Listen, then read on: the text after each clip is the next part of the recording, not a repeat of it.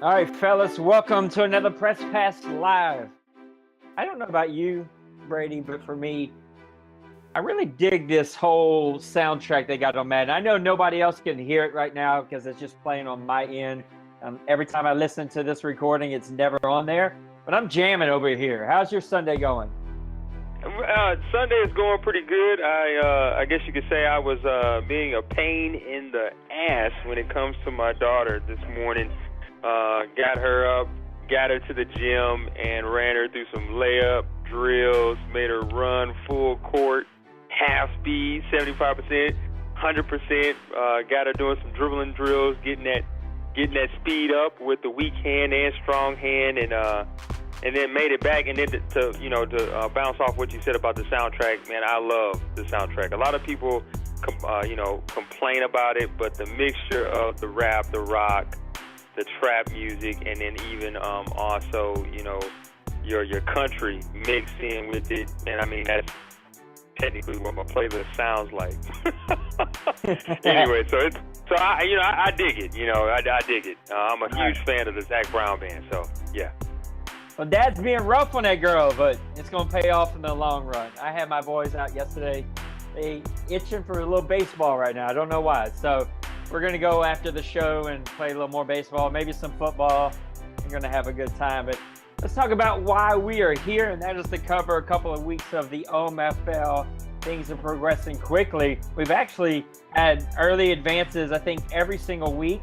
Doesn't look like we'll be able to get one this week, but let's cover a couple of weeks here. I think we covered weeks 1 and 2 last time, so let's go 3, 4, and 5. Take a quick look at 6. We'll talk about game of the week, a little FPR, and we'll put a little pretty bow on this and call it a day. So let's hop back over to week 3, and we're going to talk about one game that just kind of stuck out to you. And I got to steal the first one right off the top, the Texans and the Patriots. This was a pretty close game. I mean, it was 12-20. The Patriots come away with this one, scoring the only touchdown in the second half. But I really thought that the Texans were going to be able to pull this one out. The Texans have a great defense, and I didn't think that the Patriots were going to have an answer for him on offense, but they did, and they come away with a huge victory early on in the season. 287 yards gained. This is the one that sticks out to you, though. Only 7 offensive rushing yards, 74 for the Patriots.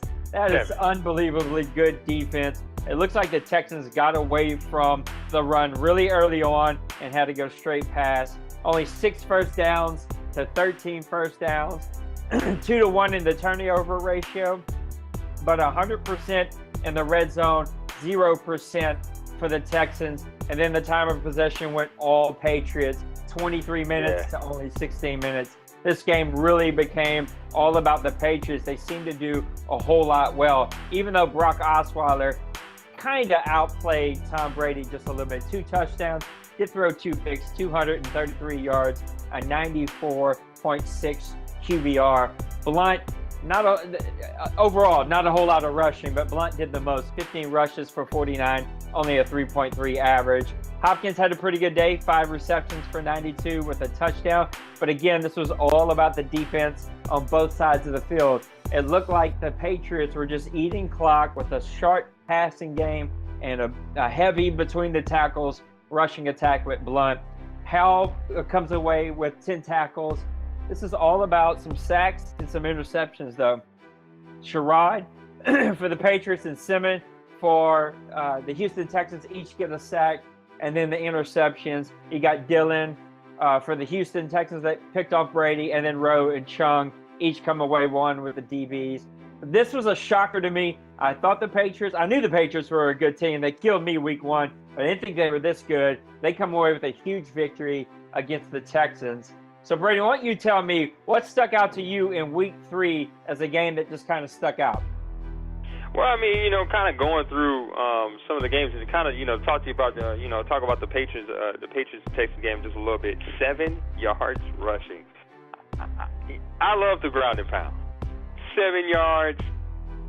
We will be practicing that next week. You know what I mean? 7 yards, man, if I was Massimo, man, I would have the guys in the lab, and that's all we would be practicing. that would be our game plan, is to know how to run the game, like to run the ball, and to make sure that we hit the hole. But then again, defense. Defense is key. You know, I haven't played Cincy yet, and I'm hoping we get that chance to battle each other, you know, in this season. But the big thing, getting ahead of myself, but the big thing is man, you got to be able to pass the ball, because once they know you can't run and all you have to do is pass, it's shut down city. But moving on to, you know, another game that I thought was fairly decent, and it's my Week 7 opponent is the Raiders versus the Titans. It looks like they had some connectivity issues, had to restart.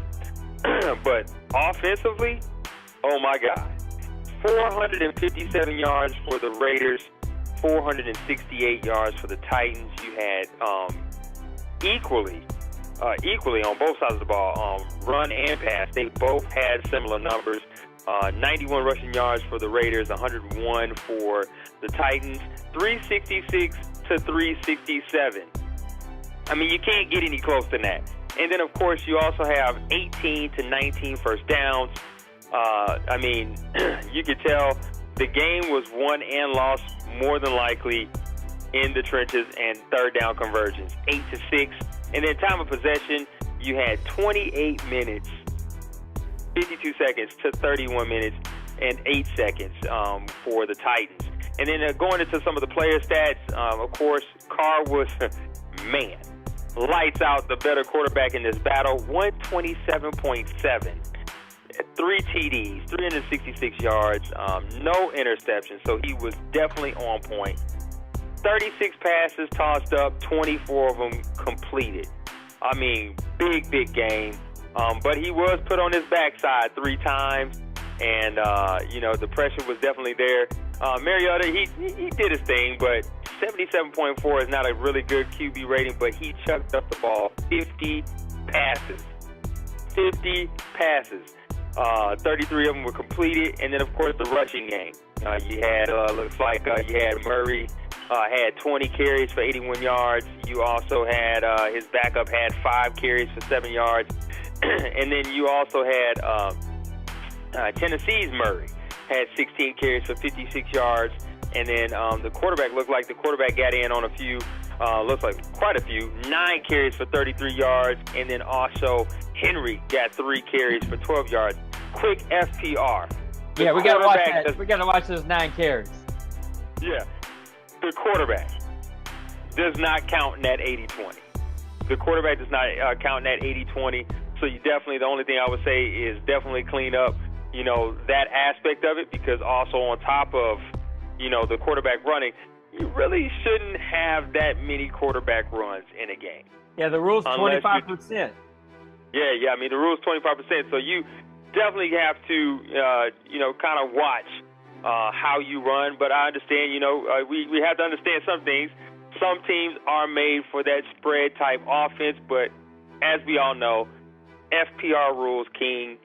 You definitely have to be mindful of what you're doing with your quarterback and just with any of the FPR rules in general. Moving on to the receiving, R. Matthews for Tennessee had 8 catches, 65 yards, right backing him up with 7 catches, 87 yards, and then Sharp for Tennessee, 7 catches, 100 yards. Mariota was throwing the ball all over the field. He was giving a lot of people some good looks. So, you know, you could tell that's going to be a definite team to watch out for. Definitely can get the ball down the field. So it looks like the Jaguars' job just got that much harder because we actually played both the Raiders and the Titans this season. And then defense, man, I mean, let's just face it, when it comes to tackling, let me see here, tackle leaders, you had Oakland's Aldon Smith, 14 tackles all day, backed up by Malcolm Smith with 12 tackles on the day. You had some sack leaders as well. Looks like you had 2 sacks by Aldon Smith on the day, and then, of course, Tennessee had a couple of their Titans help out with the 1.5, 1 sack by Klug. You had 1.5 by Casey, and then you had a half by Bryan. So, I mean, you know, defense was definitely doing its thing when it comes to, you know, this game, who was going to come out with the win. And then Oakland also had a couple picks One, it looks like I'm trying to see if we had any TDs on defense, and we didn't have any touchdowns. So, I mean, that would be the game to me that stuck out week 3.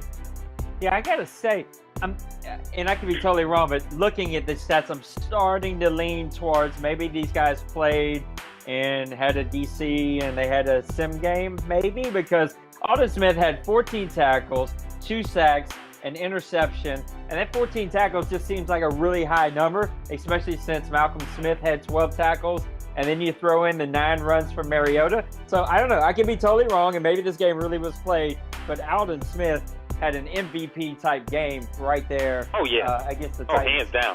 hands down, because I definitely would ask questions like, how are you getting sacked? Yeah. because I had some initial complaints. I was like, man, I have one of the best defensive lines, and I cannot get off of these offensive tackles. And I'm like, ain't no way. Fowler, Audric, like, come on. Somebody should be getting through almost, not necessarily all the time, but somebody does.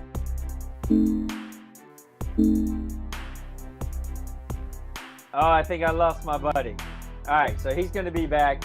While he's going, you gotta love technology. Sometimes it happens. There's a lot of other really great games that happen in week 3. Let's take a quick look at week 4, though. Week 4 had a lot of really good games. The Dolphins and Bengals went to battle, but he's not here. Hopefully he'll hop back in. I'm gonna go with the Colts and C. Murder barely losing to Brady and his Jaguars over in Jacksonville. Hopefully Brady will be able to come back and give us some more input on this game. Not a whole lot of defense in this game for some reason. Brady, is that you? I don't know. Maybe not. No, that's Rob. All right, so either way, hopefully Brady will come back and join us here in a second. But not a whole lot of defense in this game. It was all about the offensive powerhouse. 294 passing yards and 296. 387 total yards for the Jaguars. 355 for the Colts. This really was an offensive showcase all day. 13 first downs for the Colts, only 9 for the Jaguars, which means that the big play was probably in order, and they were scoring a whole lot of touchdowns and big plays. 1 turnover for the Jaguars, the 3 turnovers for the Colts that absolutely hurt them. This was a 14-14 game after the first quarter, a 17-14 game at halftime. The Jaguars really had to push hard in that third quarter. They scored 10 to only 3, and then they get the field goal to put it away late in the fourth quarter. And it looked like these turnovers really came back to haunt the Colts. The time of possession also went straight to the Colts, 22-59 to 17-01. Penalty yards were about even, 26 to 23. The offensive red zone percentage, 100% for both of these guys. Let's dig away at a couple of stats. Bortles and Hill, Parrish Hill, if you want to imagine that, actually had pretty equal, even games. Each had some long bombs here. I'm sorry. There you go. There's Luck right there. Hill is for the Jaguars. He came in for 1 play and threw a bomb for 51. But Luck and Bortles had pretty close games. It was the 3 interceptions that really came back to hurt him. On the offensive rushing attack for both of these guys, 8 for 73, a 9.1 average, and 2 touchdowns. He really yelled and really had a good game for the Jaguars with a long of 26. Turbin actually played pretty decent, averaged 4.5 yards a carry, just didn't get enough carries. Overall, though, they did rush the ball 23 times for it looks like, 79 yards, if I can do my math correctly. On the receiving side. Oh, there he is. We got Brady. I'm breaking down your game. Dorsett had 108 yards receiving and a touchdown. He looked like he really went off against your defense, but Luck did throw those 3 picks. So if you're going to throw the ball a lot, especially against this very talented, very fast Jaguars defense, then you're going to pay the price.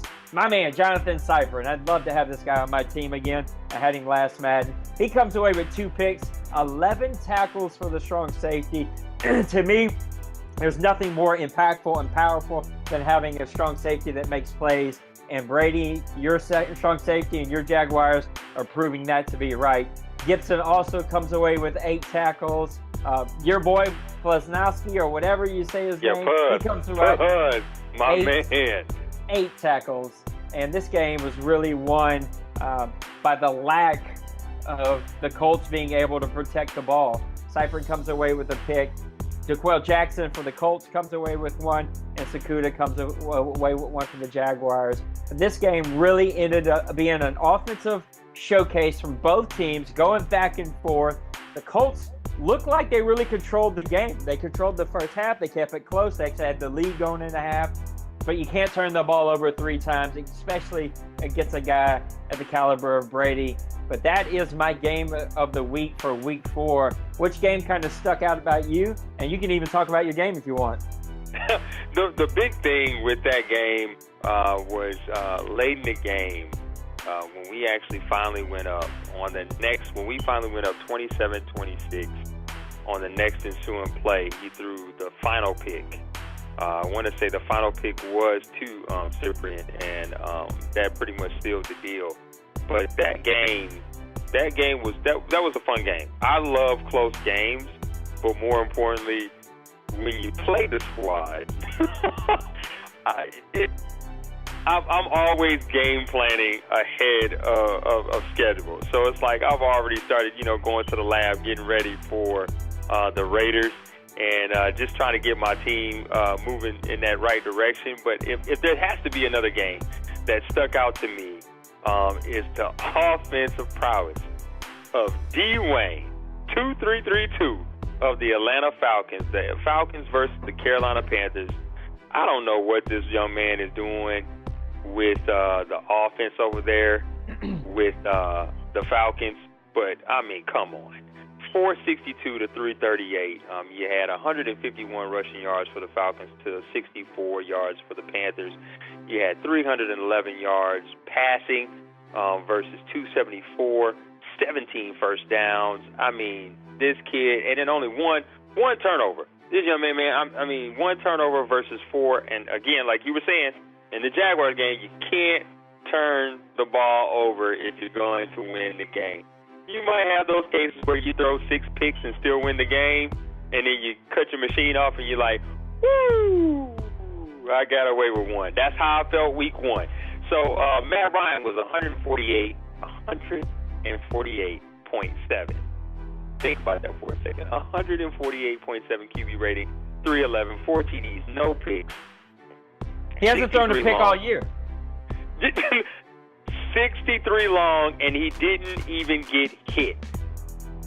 I don't even think he had to call his dry cleaner and say, hey, I needed to dry clean my uniform. Like, he didn't have to call anybody. 23 for 30 on passing on the day, and then, Cam Newton wasn't nothing to, kind of frown at. 87.4 is not a great QB rating compared to, Matty Ice, but then you had 295 yards, 4 TDs still, but 3 INTs. And then he also was put on his backside 4 times. And I'm almost willing to bet there was a fumble tossed in there. But this is a very scary stat to me. 18. When you go to rushes, you got 18 rushes by Freeman. 135 yards. Nothing against the 80-20. He was right on par with it. Coleman had 7 carries, 43 yards. But your starter, Artis Payne, 1 carry, 50 yards. The backup had 9 carries, 18 yards. There is no way in hell, pardon the language, but there's no way in hell I'm going to feed Artis Payne. He gives me 50 yards, and then he doesn't touch the ball no more of the game. There had to be an injury somewhere in that, and, I have to check that later on, but that is scary. And then this is the key right here. Anyone that has to play the Falcons, watch Julio Jones. 11 catches, 172 yards. Nate, can we just say, what? 11 catches, 172 yards, averaging 15.6 yards per catch. Insane. And one of them was a big one, 63 yards. So, hey, Falcons opponents, get ready. You know where he's going. Dictate the game. I hate to do that. I'm a coach first. So I'm telling defense, watch the top. Then it looks like you had Jacob Tam. He had 6 catches, 87 yards. That's just beastly in itself. And then looks like Falcons also got the ball to Gabriel for 3 catches, 29 yards. Panthers had somebody step up. You know, you had Kelvin Benjamin, 5 catches, 124 yards. It looked like these guys really lived and died by the deep ball. That's one thing that I noticed. So be wary of the FPR rule on verticals. If you have to do more than 4 verticals a game, you need to kind of pump your brakes. You need to try something else. You need to do something else. And what that means is also that falls in line with the FPR rule on excessive audibling and hot routing and barking.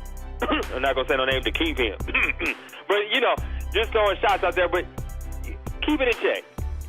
You don't have to basically let the rules dictate how you play, but adjust your play style to our FPR rules.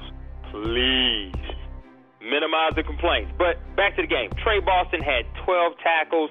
It looks like Neal had 11 tackles. The rookie from Florida, Keanu Neal. I don't know. Do you think he's the one, the chosen one? He's and playing then, of course, unbelievable. And then, of course, you had sack game was happening. Clowney. How did he get Clowney? Who approved that trade? Yeah, we did. I want to say I was against that, but if I did say yeah, I take it back. Moving back to Houston, but Clowney is now a Falcon. He had 3 sacks on the day, and then he also had his teammate, the Babs, on the other side. He also had a sack on the day, and then let's see, INTs, anybody? Looks like Neal and Laurinaitis both had picks, and Laurinaitis was a member of the team called Ohio. But we're not going to go into that because that's a whole different conversation. But that would be my pick for game for week 4, my man, because, I mean, he's doing some dangerous things out there in Atlanta. And the Falcons are playing unbelievable. It's stupid how good he's playing. And since he's going to probably listen to this, we got to talk about our buddy, Chaotic, the co-commish here. Every player that he sent over to the Falcons is having like an MVP season. 2 and 3 sacks a game, 10, 12, 15 tackles a game, couple of interceptions. Like every player he sent over there is working out perfect for the Falcons. I'm sure he's kind of licking his wounds a little bit. But, you know, it comes to, it's a good thing we're not being owners, because I think he would probably get fired. You know, with these kind of moves, I don't know, because it's not working out for him. Because speaking of co-commit, 14-19 versus the San Diego Chargers, and we'll have to, once we get over there to the record, we have to look and see what the New Orleans Saints is doing, because he may want to stop trading. He really may want to stop trading. My boy's struggling, but he's going to get it together. Let's take a quick look at Week 5 here. Actually, a lot of good games. Overall, Weeks 3, 4, and 5 had some really close and good games. I'm going to go ahead and go with the Philly-Detroit game. The Detroit Lions are really a sleeper pick so far. He's having a really good season, and no one is really taking notice. But I am, Junior, and I'm watching you. You've actually been part of my game of the week.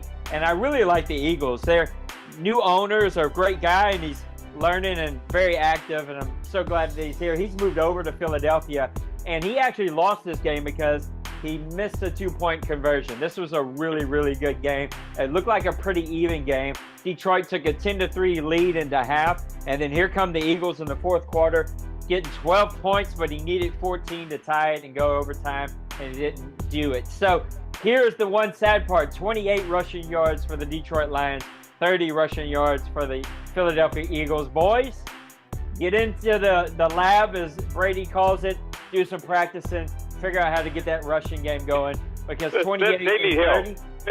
It's Sunday. We're going to pray for them. We're going to pray for them. When it comes to the running, we're going to say a couple prayers for them. We're going to do some fasting and some travailing to help these boys out. Offensive rushing yards, 228 to 211, 12 first downs to 11 first downs. Both of these teams just seem to be trading back and forth. But here's what really got the Eagles back into the game. I was watching most of this game, and the Lions really had full control of it until late. I want to say middle of the third quarter, Stafford just started throwing the ball away, started throwing picks, put the Eagles right back into the game. The Eagles actually missed a pretty easy pick six. Hit him, he picked it off, wide open green, and something happened, he stumbled. They did end up scoring on that drive, but you can't turn the ball over 3 times when you're taking a 10-3 lead into the second half. You score another touchdown to take a 17-3 or 17-6 lead it was at the time. You got to start running the ball, getting the clock eaten up, and just move on with your season, because you start tossing the ball around, you let the guy come right back. 21 minutes to 18 minutes, so pretty even there. And just looking at the stats, Wentz actually, quarterback rating is not that good, but he did have 2 touchdowns and only 1 interception. It was the 14 completions out of 41 attempts. 34, Brady. 34%. That's not going to cut it here in the OMFL. You're going to have to do better than that. Stanford, you got to remember what team you play for. You turned it over way too much. Brady, this will make you puke. I know it. You're a hard-nosed, run-the-football guy. 13 attempts for 37 yards. Yep, that's a 2.8 yard per carry average. Abdullah only a 2.3 carry per average. The backups didn't do any better. 3 yards a carry, 2 yards a carry. That's not going to cut it. You got to figure out how to get that better. Looking over the defense really quick, they must have both been the 80 Bears defense, because neither one of these teams could do anything. My boy Ron Brooks for the LSU Tigers representing. He gets 9 tackles with a sack. Hicks also comes through with 8 tackles and 1.5 sacks. Both of these teams really went back and forth. A lot of interceptions here. Nolan Carroll, McKelvin, and even Kendricks, who got a little boost this week. All of those guys came away with picks. But that's the game that stuck out to me. I watched it. It was a good game. Lions, you got to be able to put that game away. I give it up to the Eagles. You tossed the ball around like it was going out of style, and they were going to take all the footballs away this week 41 times. Winston's got to clean that up. But the Philadelphia Eagles barely lose on the road against a really good Detroit Lions team. Look for those Eagles to make some noise as we progress in the season. But that's the game that stuck out to me. What stuck out to you in Week 5? Man, Week 5. If I, kind of scrolling down throughout all the games, looks like a couple that stick out to me. But I have to go back to my boy D. Wayne of the Atlanta Falcons. They actually lost this game. 41-44 was the final score of the Atlanta Falcons versus Denver Week 5. Masterful throwing performance by the Falcons, but he was actually outmatched by the Broncos. It looks like it was 444 to 530. That's I said it right. 444 yards total offense versus 530. You also I'm not sure I had that on the season. It's bad because you also had 135 offensive rushing yards for the Falcons, 209 for the Denver Broncos. It was 309 to 321 offensive passing. First downs, though, 24 first downs to 16. Falcons edging out the Broncos there in that realm. And then, of course, turnovers. There was only one, and it was that one by the Broncos, and but they still were able to win the game. Third down conversions, I would love to know the percentage on that, but third down conversion was 6-7. Time of possession, now, I see where the game was lost. I see where the Falcons lost the game, and we'll get that in a minute. 26-56 time for the Falcons, 18:02 for the Denver Broncos, but 80 penalty yards for the Falcons. You will lose every game if you continue to have that kind of undisciplined team, throughout the game. And 80, that's kind of sad. That's just me. Yeah, it ain't gonna work. It ain't gonna work. 80, because that's a touchdown and it's called back. That's a pick six and it's called back. Like, you gotta clean that up. But back to the stats. Matt Ryan, 129.0 QB rating, 319, 2 TDs, but no interceptions. So it makes you wonder, like, if you didn't throw a pick six and it was called back, like, something happened. But he was put on his backside this week 2 times. Looks like he had a 27-32 completion. Brady, that's 84%. 84%, man. That is, like, insane.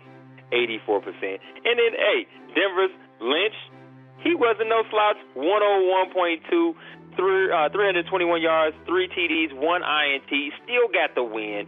And then it looks like he had the longest pass of the game, 63 yards. That's kind of strange, because we know our boy out there in Atlanta, he chucks it up. He's chugging up deuces all game long, but he was 21 for 37, 56% for good old Lynch. And then let's check some of this running out. Let's see if somebody decided, good God almighty. 15, I'm trying to check. I'm going through. I'm looking. I'm checking FPR right now. 15 and 4. Okay, yeah, we good. 15 carries, 195 yards. Fill the box, man. Like, plug the, it must have been playing 7-on-7.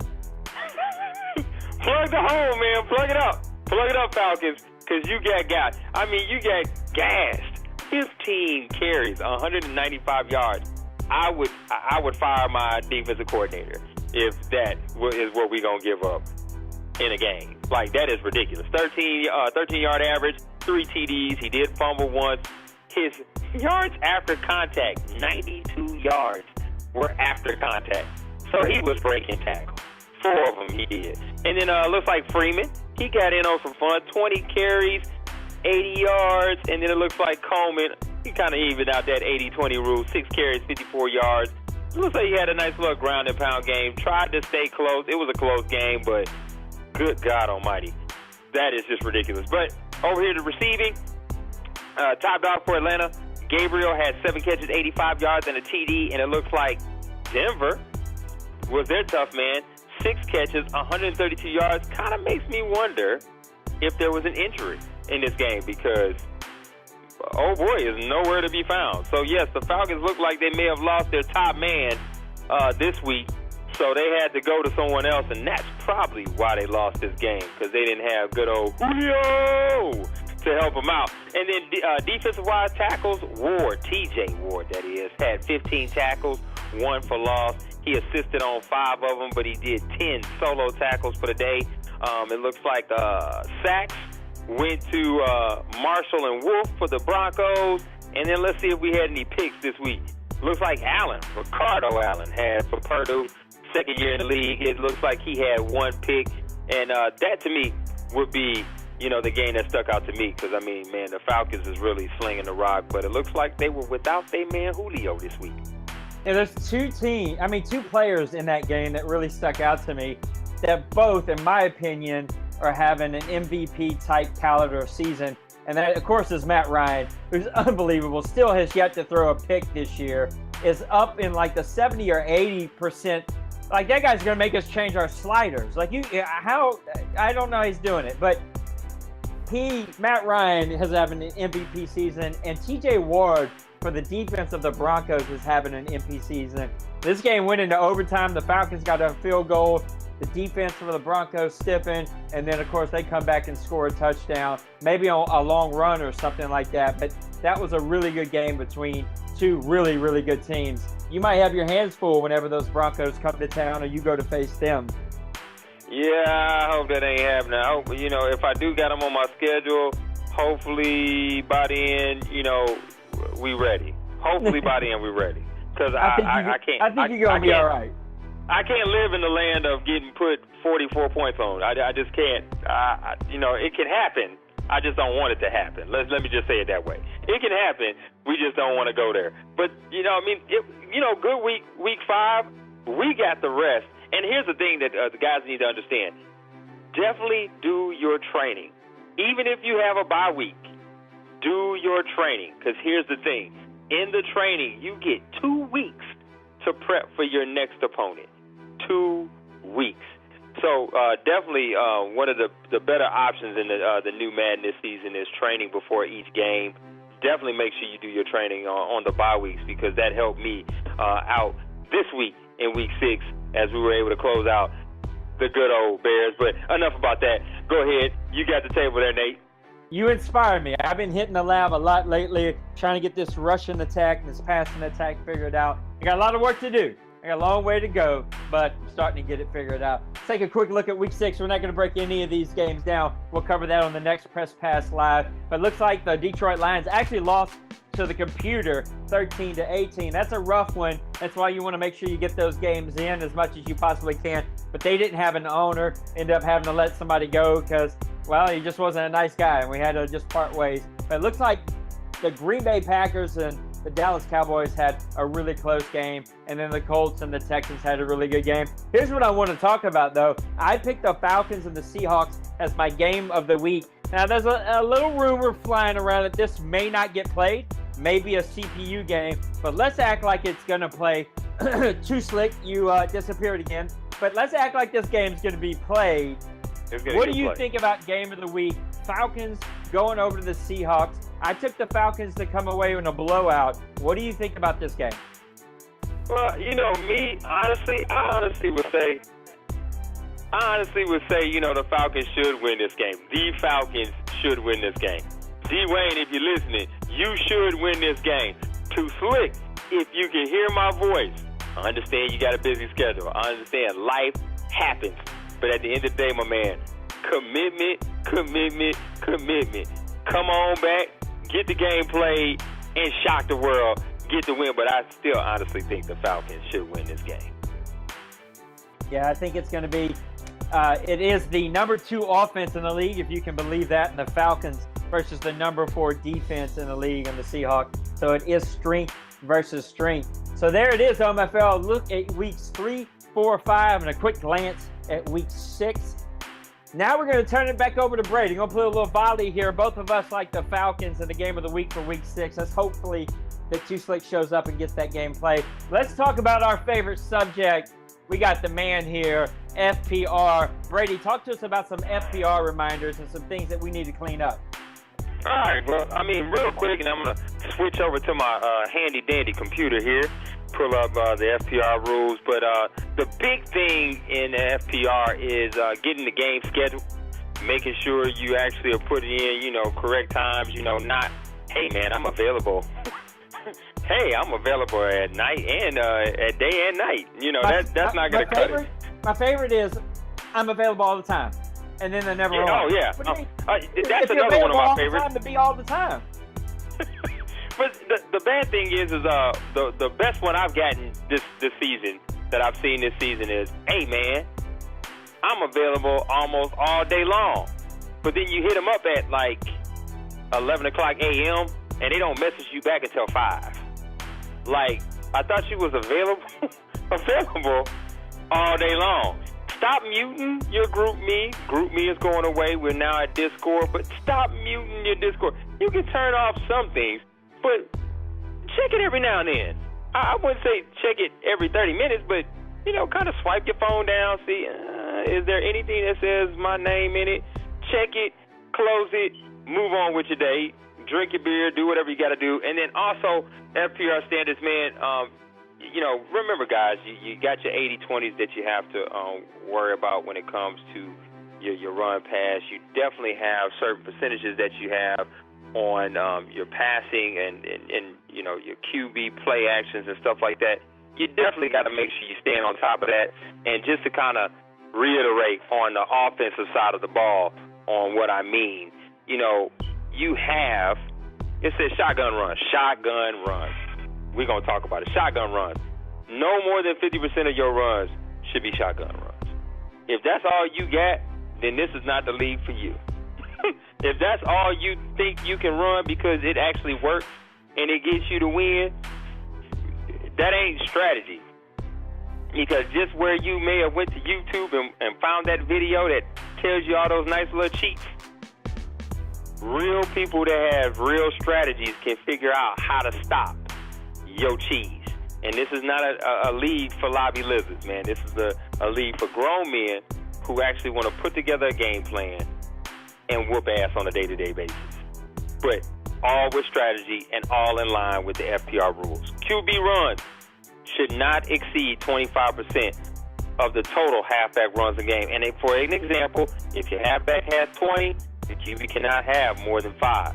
So if your running back only has 16 and your QB has 9, like we've seen in one of those stat lines, not going to cut it. Clean it up, get it right, and hey, everything else will be golden. And then also, one other thing that I'll touch base on, and it's just respect in the league. Now, I understand I have to send people messages about their infractions because of a complaint came in. Hey, and let me pause real quick. Let's put a pin in that. Let me just say, Brady treats everybody with super respect, all right? This guy will treat you right. He's nice, all right? I try to handle guys with respect. Don't be a douchebag and answer the stupid PM that he sends. All right, you can go back. Yeah, it's how you speak to people. It's almost like a customer service thing. Like, I'm giving you a service to let you know, like, yo, clean this up, man. You in a good place, but, hey, you need to fix a few things. This ain't Joe Schmo's league where he allows ebooks to be used and all this other stuff. This is a strategic place, a strategic league. All we ask is that you follow the FPR. But when you send, I hate to say it, but a asinine response to a message that I send, it ain't like I said, hey, fucktard, do this, do that, do this, and do that. No, it's, hey, man, sorry to bother you, but, hey, these are some things that I need you to clean up before your next game. If you got to hit me back, well, hey, let me get a calculator. Really? Like, really? Or my favorite, I'm just going to like your message that you sent me. That ain't a response, man. Like, don't like my message. Give me something. Like, hey, I got it. Understood. Understood, man. We'll get it cleaned up. I'm going to find a free calculator online and post a link so that everybody can have that. Because you got one on your cell phone. There's an app on it. But anyway, but enough about the FPR. But at the end of the day, we got a good group of guys. We have a great league that's ran by a great group of administrators. I'm just fortunate enough to be a part of the process. And finally, after, some begging and groveling, Nate gave me a chance before the new game came out. Because Nate was like, I don't know, Brady. I don't know if I want to try you out. But now that he did, I'm in the house. I'm in the house and ready to go. I got to admit, it's one of my smarter moves to go ahead and let you come and be on board. You're a busy man. And so at the time, I was like, I don't know if this guy's going to be around to help. But you know what? We're a great league because of guys just like you. And so, yeah, I'm glad that you're here. And you make our league a billion times better. And we're glad that you're here and helping us with FPR. So let's cover our last segment. This is how we're going to do this. I want you to pick one surprise and one disappointment from both the NFC and the AFC. I'm going to give you a second to think about that. While you're kind of looking and picking your teams, let's cover the rankings really quick. Our top 10 is the Patriots. They're coming in at number 1. The Falcons at number 2. Your Jaguars, my man, at number 3. The Detroit Lions, the team I was talking about, they're at number 4. The Raiders quietly having a really good season. They come in at number 5. The Vikings are coming in at number 6. I got to admit, it's a little bit of a surprise for me. They're just having a really quiet season, and they're playing very, very good at 4-1. The Broncos come in at number 7. The Bills are coming in at number 8. The Redskins, another surprising team to me, they come in at number 9. And then the Seahawks are coming in at number 10. You can see the rest of the rankings here on the video. Also, feel free to go check it out. Just go to standings right there on NFL to show you what they feel everybody's ranked. My boy Chaotic, 0-4, 32. I can't see my Saints way down there. You got to pick them up. And then, of course, my Cardinals, we're not playing good football. We're 20th. So there you have it. There's the top 10 in your rankings here in the OMFL. So, Brady, give me your one surprise in the NFC, your one surprise in the AFC, your one disappointment in the NFC, your one disappointment in the AFC. Start wherever you want, but give those to me. As far as like my surprises, AFC, NFC, if I have to go there, would honestly be I guess you could say the start of the Buffalo Bills. The Bills ranked 8th, but they're 4-1. They, points for, they're 149 points for, 81 yards against. So, I mean, they have somewhat of a pretty decent defense. And they just, one of those teams that's kind of floating under the radar. And the Patriots better watch out because they have to face them. You know what I mean? So it's one of those things where if there has to be a surprise on the AFC side, it would have to be the Bills. The disappointment on the AFC side, and we'll go down here and look. And, that's Man, it would have to be the Steelers, 2-3. 115 points for, 115 points against. Like they're really not getting any help on defense, and they're kind of, I wouldn't say stagnant on offense. It just don't seem like they're putting up enough points, and it very well could be injuries, and it could be discipline issues where they're probably having a lot of penalties in a game. But those are my, I guess you could say my surprises and my disappointments for the AFC. Surprise for the NFC, man, it has to be the Redskins. Like, you like that? Like, I don't get what's going on out there for 5-1 on the year. They are pretty much the top dog in the NFC, so that's like a huge surprise to me. 103 yards for, 79 yards against. So this team does not put up a lot of points, but they get the job done and they're winning games. Disappointment though, I have to do it. Do it. The Saints, man. The Saints would have to be my disappointment at 0-4. 35 points. Nate, am I seeing that right? Yeah, I don't think that's a typo. Points, man. 35 points for, 88 yards allowed. The 88's not that bad. The 35 is pretty terrible. Yeah, the 88's not that bad, but 35.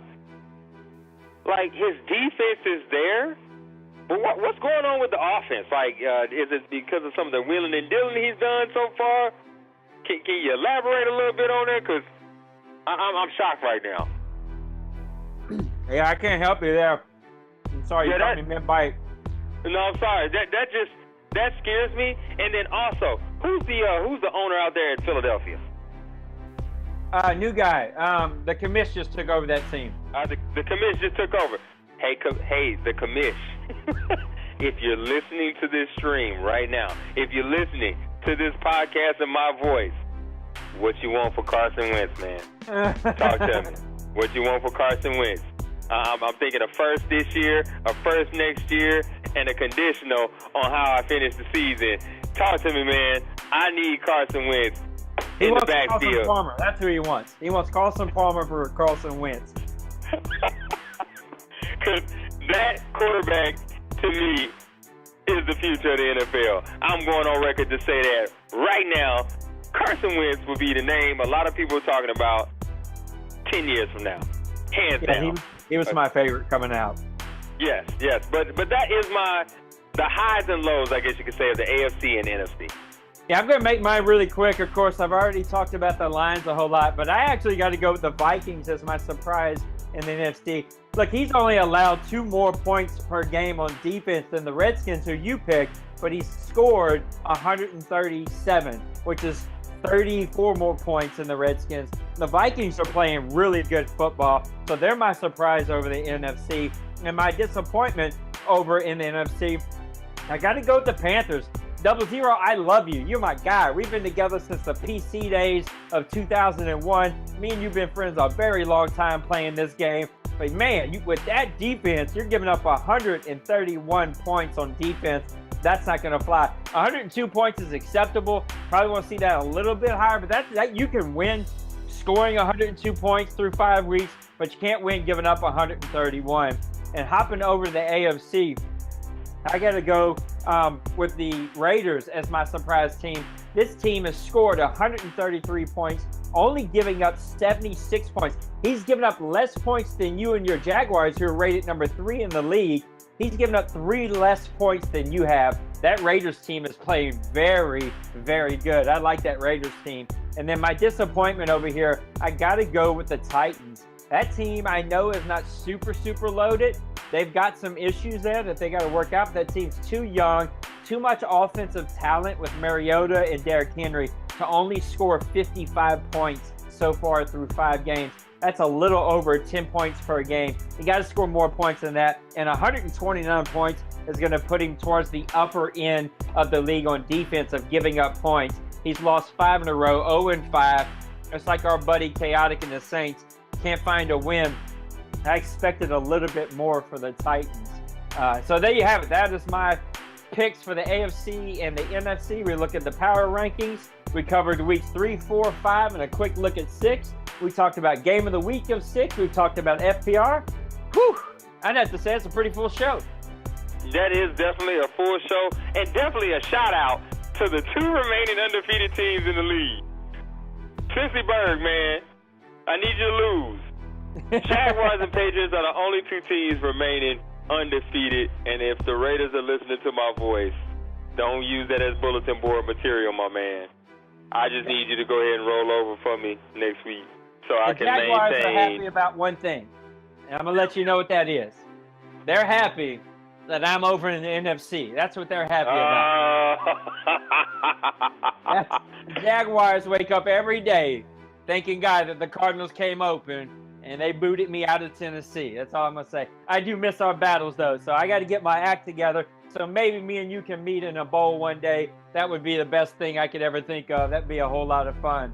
That would be a lot of fun. I got to admit, you're the best, man. These are the best shows that we've ever had here. I appreciate you taking time out of your super busy schedule to do this. Look, I have surgery on this Wednesday, and it's going to be a little unknown to see how I'm going to be able to talk or not talk or function or not function. It's going to be a pretty rough recovery from the surgery. But if I am able-minded and able to talk, we will do a show again next weekend. If not, then I'm going to try to talk you into doing a solo show. I'll show you how to record it, get it all set up. I'll do the editing for you. But either way, we'll try to have a show for you guys next week.